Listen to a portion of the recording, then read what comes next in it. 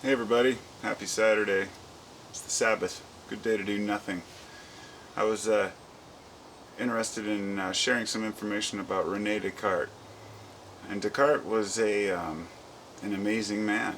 I've been reading up a lot on him lately, and just thought if anybody's interested in the root of the scientific method and the philosophy of, I guess, God, it's an interesting read because okay, René Descartes was, and it's spelled Descartes, for those who don't know, Descartes.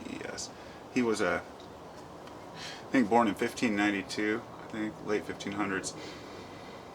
And he was the founder of the modern day scientific method. And his creation of the scientific method was used as a way for him to find truth, to prove God. So that throws a lot of people off, but it's really an interesting thought because you look at science and religion, where they've come now.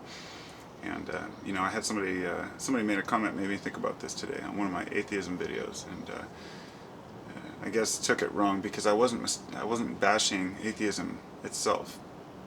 I was saying a segment of the atheists are very negative towards all thoughts about something beyond materialism, and Descartes realized, he's the one that came up with the term that we use today, I think, therefore I am. And everybody's heard that term. And it's one of those really simple terms that you think, how obvious can it be? But it goes back much deeper, and every time you hear that term, you think of something new, something that it might mean, something different.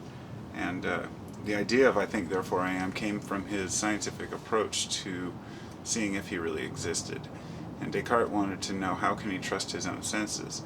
And so his philosophy was that as an individual he could only rely on his own senses to determine what was going on in the world around him. And he wanted to know to what degree are his senses reliable. And so the only thing that he could really prove to himself to start it all off was to throw everything out that he knew already. And he knew he couldn't go as far as to say, well, one of the examples, lemons are yellow was an example one guy used in a video. I don't know if that was Descartes himself, but there's certain obvious things that everyone agrees on. So you have to keep those in the back of your mind, but everything else, you have to unlearn what you've learned every day. And his idea was that I think therefore I am, what that means is that he realized that the only thing he can prove to himself, that we can know for sure, is that we exist. And the only way we can know that is by the fact that we're thinking. And his idea was the fact that we have consciousness and that we have thought determines that God does exist, in the sense that without it, it negates the whole idea of life. And the depth to which he takes it is far beyond what I can try to cover here, obviously. But anyone interested should definitely look into it. The guy's amazing, and it's just funny to think about that whole idea about how science was founded to try to prove God through mathematics. It's like Lobo said the other day. It's like there's only two perfect things in this world, and that's love and math. And those who don't understand math, like the most of us,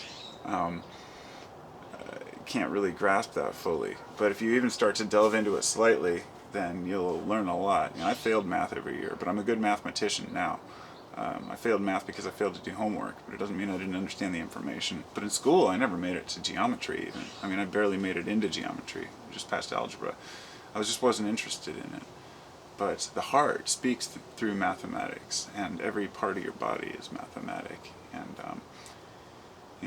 it's guys like Descartes that make me think that I'm on the right path, because it's really easy for us to think today that we have all the answers, or that we or maybe in the same line that we don't have all the answers. But we have to remember that reading is an important factor in learning things to get our education, and reading people who have been through what we're going through now is important. I always find it funny when people bash the philosophy, but philosophers are some of the most highly revered people in history, because they're the ones that gave us some of the ideas that we think. They're like the clowns, the ones that are bashed, for what they do, but at the same time, it's because a lot of folks just don't have the patience to think about these things, and that's okay.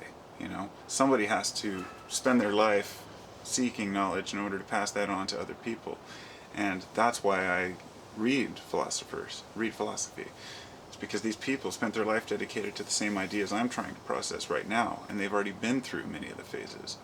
So while you can't listen to any one person and their philosophy on life, you can go through all the different ideas people have had and find the ones that reflect and mirror each other, and then say, aha, there was something there. And it's an amazing process of self-transformation, and you can see where people have made mistakes. One of the most obvious things we can do is follow our hearts, and if we see somebody that's unhappy, we obviously don't want to take the path they're taking.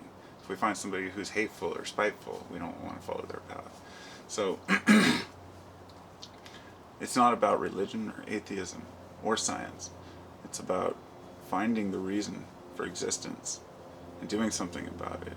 And every one of us wants to think that we can figure that out. And so that's Descartes' idea that I think, therefore I am. And each one of us perceive things in our own way, and perception really is everything. So, namaste. Have a great day.